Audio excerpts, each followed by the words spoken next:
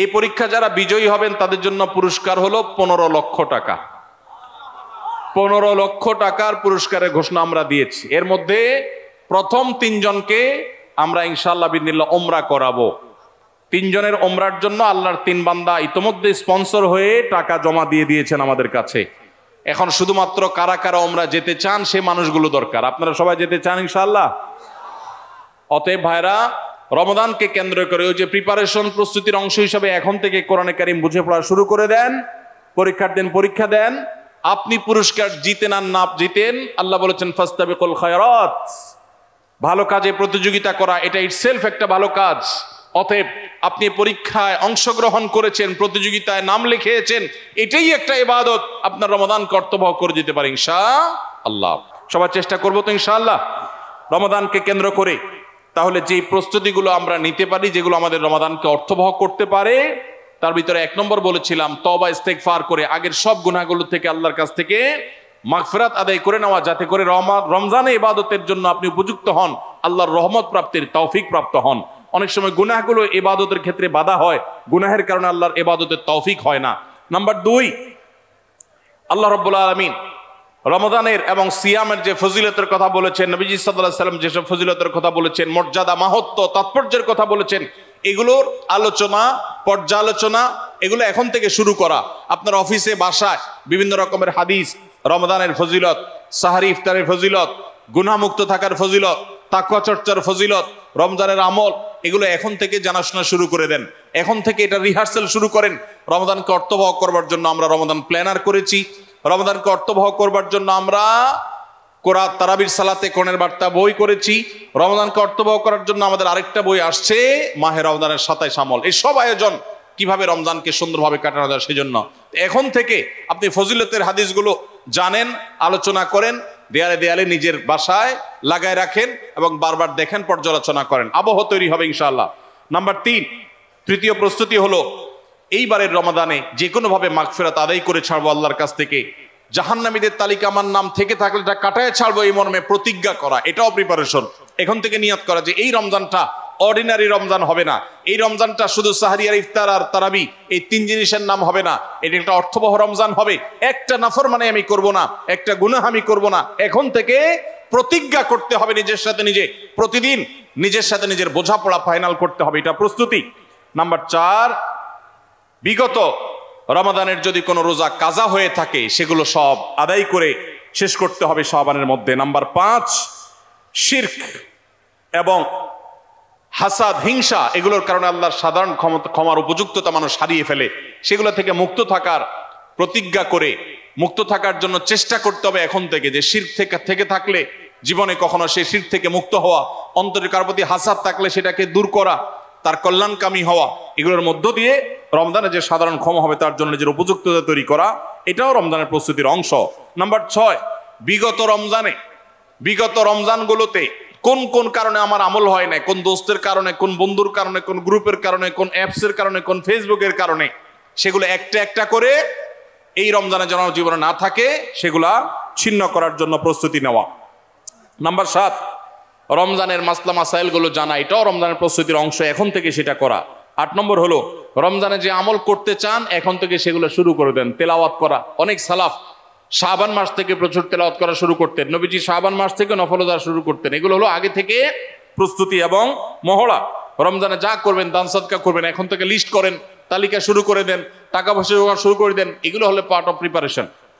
9 নম্বর হলো রমজান কিভাবে কাটাতে চান তার একটা রুটিন করে ফেলেন, দিন রাত 24 ঘন্টার রুটিন। বাচ্চাদের, ফ্যামিলির অনেক ধরনের আমল আছে রমজানকে কেন্দ্র করে, যেগুলো হারিয়ে গেছে আমাদের সমাজ থেকে। রুটিন করেন এবং ইলম অর্জন করার চেষ্টা করেন। নাম্বার 10, চাঁদ দেখার চেষ্টা করতে হবে, এটাও রমজানের প্রস্তুতির অংশ। আর 11 নম্বর হলো আল্লাহর কাছে দোয়া করতে হবে, আল্লাহ যেন আমাদেরকে রমজানের রোজাকে যথাযথভাবে আদায় করার তৌফিক দান করেন। চেষ্টা করা যাবে তো ইনশাআল্লাহ। আল্লাহ রাব্বুল আলামিন আমাদের সবাইকে রমজানকে সর্বোচ্চ কাজে লাগাবার, সর্বোত্তম ব্যবহার করবার তৌফিক দান করুন। সবাই চেষ্টা করবো তো ইনশাআল্লাহ। ভাইরা আমার, জীবনে রমজান হতে পারে এটাই শেষ, সেই চিন্তা করেই আমাদেরকে রমাদানকে ইস্তেকবাল করতে হবে, অভ্যর্থনা জানাতে হবে। এটাকে শেষ রমজান ধরেই প্রিপারেশন নিতে হবে, আগাইতে হবে। এইবার যদি সুযোগ মিস হয় হয়তো আর সুযোগ আমার কাছে আসবে না, সেই চিন্তা করেই করতে হবে। তাহলে ইনশাআল্লাহ এই রমাদানে অর্থবহ কিছু করা সম্ভবপর হবে। আমরা সবাই সেজন্য যার যার জায়গা থেকে সচেষ্ট হব আগে থেকেই। এবং মনে রাখবেন, আবারও বারবার বলছি যে নবী সাল্লাল্লাহু আলাইহি সাল্লামের সেই হাদিসটি মাথায় রাখতে হবে। রমজান মাসটা আমল করে ইবাদত করে কিছু কামাইতে পারলাম ভালো, না কামাইতে পারলাম তেমন কোনো ব্যাপার না। ব্যাপারটা সেরকম না। ব্যাপারটা হলো, যদি এই মাস চলে যায় আর অবহেলায় আপনি আল্লাহর কাছ থেকে মাগফিরাত আদায় করতে না পারেন, তাহলে বাউদামান আদরাকা রমাদান ওয়া লাম ইগফার লাহ, এই হাদিসের মেজদাক হবেন আপনি, এই হাদিসের প্রয়োগ ক্ষেত্র হবেন আপনি। সেক্ষেত্রে রমজান পেয়েও মাগফিরাত না পাওয়ার কারণে ধ্বংস অনিবার্য হয়ে যাবে। এটা শুধুমাত্র শখের বিষয় না, এটা ডু অর ডাই এর মতো ব্যাপার। আপনি রমজান পাইলেন না, মাগফিরাত পাইলেন না, জাহান্নাম নিশ্চিত হবে। অতএব যারা বাঁচতে চাই তারা এখন থেকে প্ল্যান প্রোগ্রাম করা যাবে না ইনশাআল্লাহ। সেই সাথে আমি শুরুতে যেটা বলেছিলাম, রমাদান সেই মাস যেই মাসে আমল এবং ইবাদতের শুধু উন্নতি আর তারাক্কি না, মুসলমানদের সার্বিক অগ্রগতি উন্নতি আল্লাহ রাব্বুল আলামিন এই মাসে দিয়েছেন। ঐতিহাসিক বদরের যুদ্ধের সেই স্মৃতি বিজড়িত মাস এই রমাদান, মক্কা বিজয়, বড় বড় ঘটনা ইসলামের ইতিহাসে, বড় বড় সাফল্য আল্লাহ তাআলা রমাদানে দিয়েছেন। অতএব সেই জন্য নিজেদেরকে প্রস্তুত করতে হবে, প্রস্তুতি এখন থেকে গ্রহণ করতে হবে। এবং বাংলাদেশের এই মাটি আল্লাহ রাব্বুল আলামিন যেন দ্বীনের জন্য, ঈমানের জন্য, কোরআনের জন্য, সুন্নাহর জন্য কবুল করেন। এদেশের মুসলমানদের অন্তরের অন্তঃস্থলে যেন দ্বীনকে আল্লাহ তাআলা গেঁথে দেন। আমাদেরকে সবাইকে যেন আল্লাহ তাআলা প্র্যাকটিসিং মুসলমান বানায় দেন। নামদারি মুসলমানদেরকে আল্লাহ যেন সিরিয়াস মুসলমান বানায় দেন। নামাজি মুসলমানকে যেন আল্লাহ আখলাকওয়ালা মুসলমান বানায় দেন। আখলাকওয়ালা মুসলমানকে যেন আল্লাহ মুখলিস মুসলমান বানায় দেন। আমরা সবসময় দোয়া করবো ইনশাআল্লাহ। এই আসন্ন রমাদানকে কেন্দ্র করে সেই দোয়া আরো বাড়াতে হবে, তার প্রিপারেশন আরো বাড়াতে হবে। এদেশের সংখ্যাগরিষ্ঠ মানুষ তারা ইসলামকে পছন্দ করে, মুসলমান, তারা ইসলামকে ভালোবাসে মনে প্রাণে, ধর্মপ্রাণ। এরপরও এদেশে একের পর এক বিভিন্ন সময় আমরা দেখেছি ইসলামকে নানাভাবে আঘাত করা হয়। আমরা মুসলমানরা সর্বশক্তি দিয়ে এই সামান্য কিছু হাতে গোনা ইসলাম এবং মুসলমানদের প্রতি বিদ্বেষ পোষণ করা এই অপশক্তি, এদেরকে দমন করবার শপথ আমাদেরকে গ্রহণ করতে হবে রমাদানকে কেন্দ্র করে। আপনারা অনেকে ইতোমধ্যে জেনেছেন, অনেকে আপনারা জেনেছেন এবং দেখেছেন সংস্কার কার্যক্রম যে চলমান আছে, এখানে নারী বিষয়ক সংস্কারের যে কমিশন, সেই কমিশন পত্রপত্রিকা আপনারা দেখেছেন, অনেকে সুপারিশ করেছে বৈষম্য দূর করার নাম দিয়ে কোরআন যে বাবার সম্পত্তিতে, মায়ের সম্পত্তিতে মেয়েদেরকে ছেলেদের অর্ধেক সম্পদ দিতে বলেছে, সে আইনটা এখনো সামাজিকভাবে প্রচলিত আইনে কার্যকর আছে। এইটাকে পরিবর্তন করার, আল্লাহর এই বিধানকে পরিবর্তন করার সুপারিশ করেছে এই নারী বিষয়ক সংস্কার কমিশন। এই সুপারিশ বাস্তবায়ন করার দুঃসাহস যদি কেউ দেখায়, তাহলে এটা হবে সবচেয়ে বড় অপরিণামদর্শী কাজ, সবচেয়ে দুর্ভাগ্যজনক অধ্যায়। শুনতে খুব ভালো শোনা যায়, খুব মুখরোচক মনে হয়। একই বাবার সন্তান ছেলে এবং মেয়ে, ছেলে 2 টাকা পাইলে মেয়ে কেন 1 টাকা পাবে? কিন্তু এর পেছনে লুকায়িত আছে এক গভীর শয়তানের ষড়যন্ত্র। সেটা হলো পশ্চিমা পৃথিবীর মানুষেরা তাদের পরিবার ব্যবস্থাপনা ধ্বংস হয়ে গেছে, বহু আগেই তাদের পরিবার ব্যবস্থাপনা মুখ থুবড়ে পড়েছে। আজ এই ভারতবর্ষে শুধু মুসলমান কেন, আমাদের এই অঞ্চলের হিন্দু, খ্রিস্টান, বৌদ্ধ সব ধর্মের মানুষের মধ্যে পারিবারিক বন্ডিং এবং পরিবার ব্যবস্থাপনা, স্বামী স্ত্রীর মধ্যকার সৌহার্দ্য যতটুকু আছে, পশ্চিমারা সেগুলা কল্পনাও করতে পারে না। ওরা আমাদের চাইতে জ্ঞানে বিজ্ঞানে এগিয়ে থাকতে পারে, ওরা আমাদের চাইতে তথ্য প্রযুক্তিতে অগ্রসর থাকতে পারে, তারা অবকাঠামোতে আমাদের চাইতে 200 বছর এগিয়ে থাকতে পারে, কিন্তু পরিবার ব্যবস্থাপনা আমরা ওদের চাইতে 500 বছর এগিয়ে আছি। আমাদের এখানকার স্বামী স্ত্রীর মধ্যকার ভালোবাসা, এটা তাদের দেশে সোনার হরিণ। আমাদের এখানকার সন্তানের সাথে বাবা মার বন্ডিং, তাদের ওখানে সেটা দুষ্প্রাপ্য। ভাইরা আমার, এই যে সমতার নাম দিয়ে, বৈষম্য দূরের নাম দিয়ে এই যে নতুন প্রস্তাবনা আসছে, এই প্রস্তাবনার মিনিং হলো পরিবার ব্যবস্থাপনাকে ধ্বংস করে ফেলা। কিভাবে সেটা? ছেলে এবং মেয়ে উভয় যখন সমান সমান হারে 1 টাকা করে পাবে, তখন পশ্চিমাদের মতো ছেলে বলবে মেয়েকে, বাসা ভাড়া তুমি অর্ধেক শেয়ার করো, সংসার খরচ তুমি অর্ধেক শেয়ার করো, যেভাবে পশ্চিমা পৃথিবীতে আছে। এইটা যদি শুরু হয়, তখন পরিবার ব্যবস্থাপনা ওদেরটা যেরকম ধ্বংস হয়েছে, আমাদেরটাও ধ্বংস হওয়া অনিবার্য হবে। দুইজনকে ঘরের বাহির হতে হবে। এটা হলো স্বামী স্ত্রীর মধ্যকার রেষারেষি শুরু হওয়ার একটা সূচনা, একটা সূত্রপাত, যে তোমার কাছেও 2 টাকা আছে, আমার কাছেও 2 টাকা আছে, তাহলে সংসার খরচ আমি দিলে তুমি কেন দিবা না, তোমাকেও দিতে হবে। এখন আল্লাহ রাব্বুল আলামিন যে সুন্নাতুল্লাহি ফিল আরদ, পৃথিবীতে আল্লাহর যে নিয়ম রেখেছেন, পুরুষরা বাহিরের দিকটা সামলায়, মেয়েরা ভেতরের দিকটা সামলায়। পুরুষরা বাহিরের জগৎটাকে দেখে, মেয়েরা ভেতরের জগৎটাকে দেখে। এই যে বন্টন, এই বন্টনের মধ্য দিয়ে যে পরিবার ব্যবস্থাপনা মানব সভ্যতার শুরু থেকে আজও পর্যন্ত আসছে, এটার ভিন্ন পথ এক্সপেরিমেন্ট করে চালিয়ে, পরীক্ষা চালিয়ে পশ্চিমারা ফেইলিওর হয়ে গেছে, ব্যর্থ হয়ে গেছে। এখন আমাদের সমাজকে ব্যর্থ করার অপচেষ্টায় এদেশে তাদের কিছু দোসররা করছে এবং তারা এই কাজে লিপ্ত আছে। বিধায় আমাদেরকে চোখ কান খোলা রাখতে হবে। কোরআনে কারীমের আইন, কোরআনে কারীমের বিধান এমনিতেই তো নাই। যে 2-1টা সমাজের খাঁজে ভাজে আছে, এগুলাকে ধুয়ে পরিষ্কার করার যে শয়তানের ষড়যন্ত্র, নীল নকশা, এটা ইনশাল্লাহ এদেশের মানুষ বাস্তবায়ন করতে দিবে না।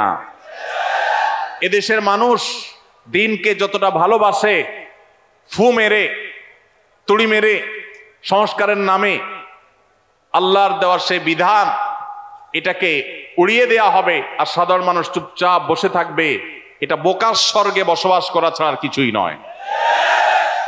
এমনিতেই কোরআনের কোন আইন, কোন বিধান, আল্লাহর আদেশ বা নিষেধ মুসলিম অধ্যুষিত দেশ হিসাবে, ধর্মপ্রাণ মানুষদের দেশ হিসাবে, সেটা আমাদের আইনে, সংবিধানে এমনিতেই স্থান পাচ্ছে না। যেগুলো আছে 2-1টা, সেগুলো মুছে পরিষ্কার করার এই ষড়যন্ত্র এদেশের প্রত্যেকটা মুসলমান রুখবে ইনশাআল্লাহ। ভাইরা আমার, এই জন্য আমাদেরকে চোখ কান খোলা রাখতে হবে, আমাদেরকে সতর্ক থাকতে হবে। তবে সেই সাথে আমাদের এও মাথায় রাখতে হবে, মা বাবার সম্পদে বোনদের অধিকার, এটাকে আমরা অনেক পুরুষরা বঞ্চিত করছি, তাদেরকে অধিকার দিচ্ছি না। যেটুকু কোরআন বলেছে সেটুকুর বাস্তবায়ন হলেই সমাজ শান্তিতে পরিপূর্ণ হয়ে যাওয়ার কথা, কিন্তু সেটা বাস্তবায়ন করার নাম নাই, সেটাকে পরিবর্তন করার বরং চেষ্টা চলছে।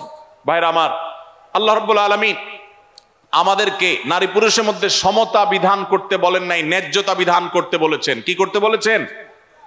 সমতা। ইসলাম সমতার কথা বলে না, ন্যায্যতার কথা বলে। সব সময় সমতা মানুষের ন্যায্যতাকে নিশ্চিত করে না, সব সময় সমতা মানুষের ন্যায্যতাকে নিশ্চিত করে না। এজন্য ইসলাম ন্যায্যতা কথা বলেছে। ন্যায্যতা এটা থাকতে হবে, সমতা থাকা জরুরি নয়। আল্লাহ আপনাকে একটা ছেলে দিছে, একটা মেয়ে দিছে। ছেলেটার জ্বর হয়েছে, তাকে নাপা খাওয়াইছেন 103 ডিগ্রি জ্বর। মেয়েটার শরীরে কোনো জ্বর নাই, সুস্থ মানুষ, তাকে বলতেছেন তুমিও তো আমার ঘরে জন্ম নিয়েছ, 1 পাতা নাপা কিনেছি, ছেলেটাকে খাইয়েছি একটা, তুমিও তো ভাত খাইছো, এখন একটা নাপা তুমিও খাও, না হলে তো আমার ভয় হয় যে আমি সমতা বিধান করলাম না। কি বলেন? ছেলের জ্বর হয়েছে, তাকে নাপা খাওয়াইছেন, এখন সমতা যদি বজায় রাখতে হয় তাহলে মেয়েকেও কি করা লাগবে? নাপা খাওয়ানো। এক ছেলের বয়স 20, তার জন্য যে সাইজের জামা কিনেছেন, আরেকজনের বয়স 10। সমতা বিধান করতে হলে তার জন্য একই সাইজের জামা কিনতে, একই সাইজের জামা যদি কিনেন তাহলে সেটা কি ইনসাফ হবে না বেইনসাফ হবে? ইসলাম এই মুখরোচক, সস্তা, শুনতে শুধু ভালো শোনা যায় এরকম সমতা নারী পুরুষের মধ্যে করতে বলে না, ন্যায্যতাকে নিশ্চিত করতে বলে। আপনি কোথাও আপনার ছেলে মেয়েদেরকে কোনো ভালো কিছু দেখাবার জন্য নিয়ে গেছেন, 2 জন ছেলে বা 1 জন ছেলে 1 জন মেয়ে গেছে, একজন বড় একজন ছোট, একটু উপরে উঠে দেখতে হবে।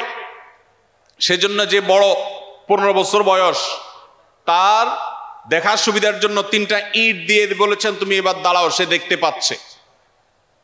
এখন যার বয়স 5, তার জন্য যদি 3টা ইট দেন সে কি দেখতে পাবে? কিন্তু যেহেতু বড়জনকে 3টা দিবেন, ছোটজনকেও 3টা দিবেন, ছেলেকে 3টা দিবেন, মেয়েকেও 3টা দিবেন। এটা হলো সমতার দাবি। আর ন্যায্যতার দাবি হলো যার 3টা লাগে তারা 3টা দিবেন, যার 6টা লাগে তাকে 6টা দিবেন। এটা হলো ন্যায্যতা। ইসলাম নারী পুরুষের মধ্যে ন্যায্যতা নিশ্চিত করতে বলে, সমতা নয়। পশ্চিমারা যে সমতার কথা বলে এটা মুখরোচক, বস্তা পচা সস্তা স্লোগান। এই স্লোগান কখনো ইনসাফ প্রতিষ্ঠা করতে পারে না। পশ্চিমাদের সমাজ ব্যবস্থা ইনসাফ প্রতিষ্ঠা হয় নাই। নারীরা মুসলমানদের চাইতে 1000 গুণ বেশি নিগৃহীত, নিষ্পেষিত। আমাদেরকে বুঝতে হবে এবং ধারণ করতে হবে। আল্লাহ রাব্বুল আলামিন কোরআন এবং হাদিসের আলোকে আমাদের জীবনকে, আমাদের সমাজকে, আমাদের দেশকে, আমাদের পরিবারকে সবকিছুকে ঢেলে সাজাবার তৌফিক আমাদেরকে দান করুন। আমাদেরকে কোরআন এবং হাদিসকে ধারণ করতে হবে, রমাদান কর্তব্য করতে হবে। যে সমস্ত কথা আমরা শুনলাম, জানলাম, দিনভর আলোচনা হলো, আল্লাহ তাআলা আমাদের সবাইকে আমলের তৌফিক দান করুন। হাদা ওয়া সাল্লি ওয়া সাল্লিম আলা নবিয়িনা মুহাম্মদ ওয়া জাযাকুমুল্লাহু খাইরা। ওয়াসসালামু আলাইকুম ওয়া রাহমাতুল্লাহি ওয়া বারাকাতুহু।